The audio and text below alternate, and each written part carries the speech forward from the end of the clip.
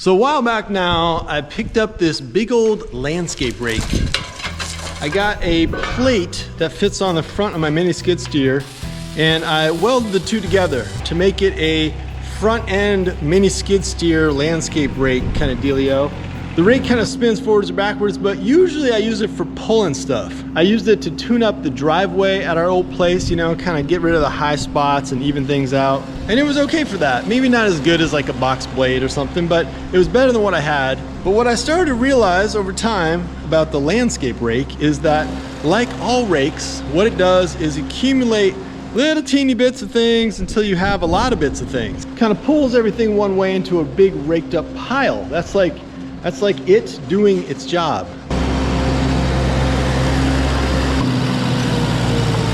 It's big, wide, hardcore. I haven't busted any of the tines or anything like that. It's been good. But for really like scraping ground and not accumulating those big old piles, I kind of want to fabricate up a land plane.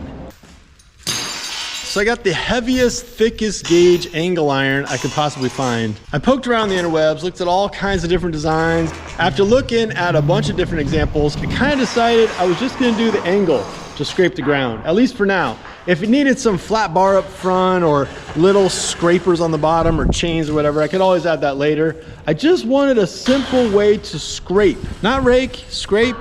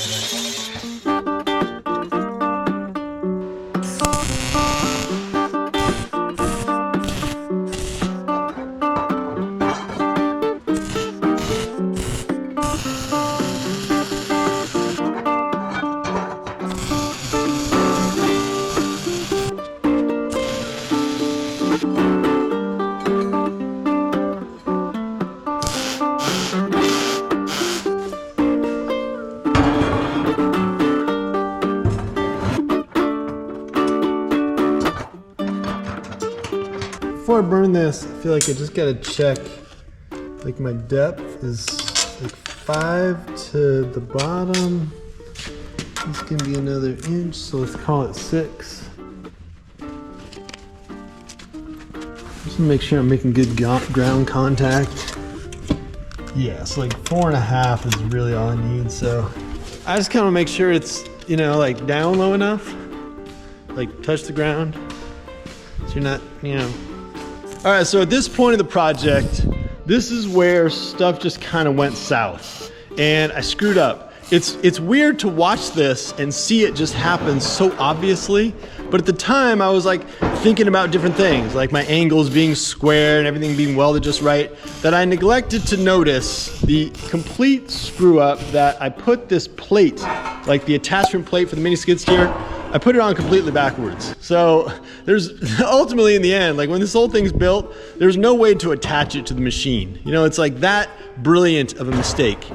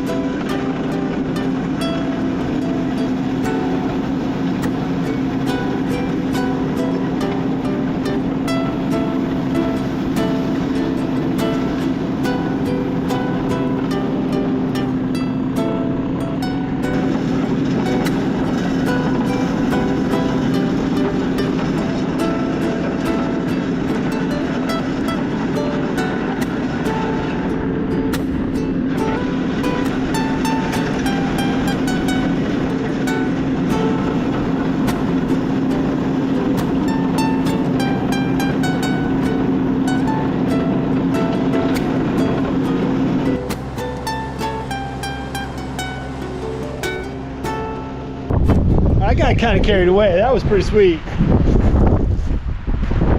Now this wasn't the most uneven driveway or anything like that, but I feel like it was like the ultimate attachment for smoothing it out and not building up too much gravel, like, you know, pulling too much out of the way. All right, now I might wreck the other driveway doing this, but I'm gonna see what it does on like uncleared, kind of rougher ground.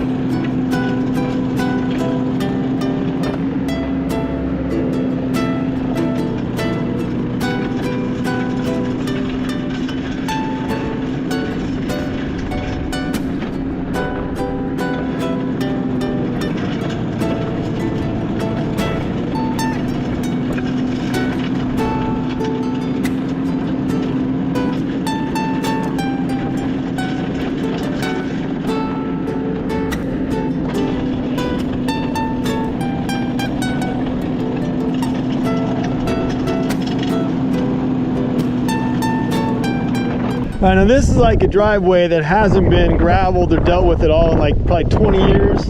I feel like it's okay here, but really like a box blade, something more extreme. Just to really scrape out this topsoil would be better. I mean, it's ripping it up, just, you know, maybe not the best. Now on my way back from tuning up those driveways, I straight up got sidetracked. You know, I was kind of like thinking to myself something like, I wonder what this thing will do with this big old like slag pile of sticks and dirt and chip and all that stuff. I mean, it was kind of fun, and I sort of felt almost like I was doing something, but it's not really the right tool for the job. I'm gonna like sift this stuff out, separate the sticks from everything else. I really need to make up, like fabricate up an actual sifter for the machine. But then since I was over there, I used it to shove around all kinds of wood chips. You know, like trying to move the wood chips up into my big piles and stuff. And weirdly, it kind of worked for that. Like, it was fine, but at the same time, so is my bucket and my rake and stuff. It wasn't like an eye-opening moment in the same way that moving all that gravel was. So yeah, the real sweet spot for the machine is back here on the driveway. Like these gravel driveways, you know, ground that's just like a little bumpy and rutted out and uneven, just gets all kinds of tuned up and smooth with this thing.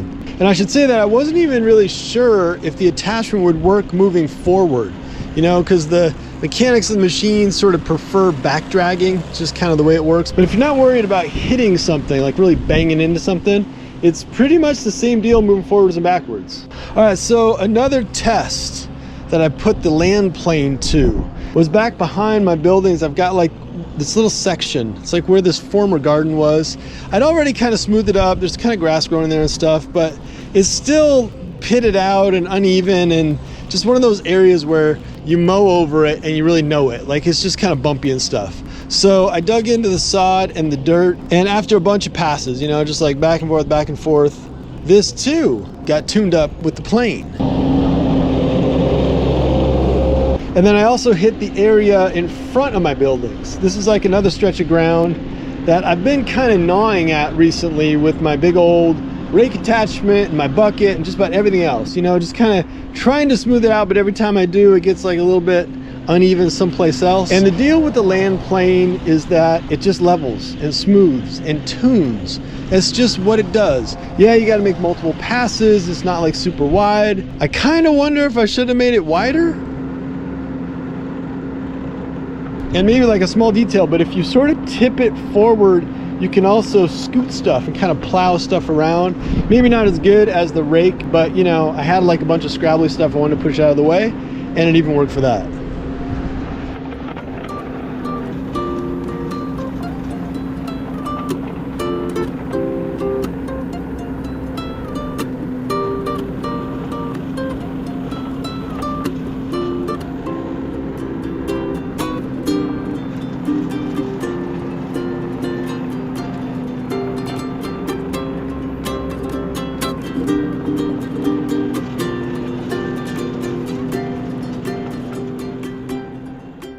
Right now, I know I didn't use it all that much, but I kind of want to look at it and see, you know, just like how it's behaving or wearing or whatever. It looks pretty good. Even though I was putting like weight on the end, you know, I'm not worried about it. It seems like most of the forces and stuff are just kind of rumbly, and it's got enough weight and sort of downward pressure. As for the bottoms, they're full of dirt. You probably want to go in here with like a screwdriver or something and scrape it out once in a while. Actually though, the paint's actually still on there. That's crazy. Advertisement for Rust-Oleum. All right, so as for the comparison between the Death Rake and the land plane, now let's just say I only had one to choose from. Like, I couldn't have both, the Death Rake or the land plane. I'm not getting rid of my rake. For me, I just do so much like raking of tree stuff, debris and everything. The rake's just great for me. I don't do as much like flattening of the earth as I could, but for actually doing this kind of stuff, getting stuff all level, the reason I like this better is that the rake kind of hauls all the debris to one end, and then you're sort of like loosening it up and building it up on the end. If you're trying to get stuff out of there, that's fine. the land plane holds on to less debris. It still holds on to some, like it still drags some, but I feel like it lets more go, and really it just sort of evens stuff out. Like this got a lot flatter, so did that, but mainly that driveway, dude, it just does it with like gravel and stuff. The gravel just goes and it flattens out. Anyway, that's the story of making and testing out this land plane for the mini skid. Even though it didn't pass the test of the desert island, if I only had one to choose from, I'd still pull my rake. I still like my rake. I should mention that this right here is not necessarily a how-to video. Despite the fact that there are many fine how-to videos on the interwebs, this is just a story of how I did it. And I appreciate you checking out this dirty little bugger.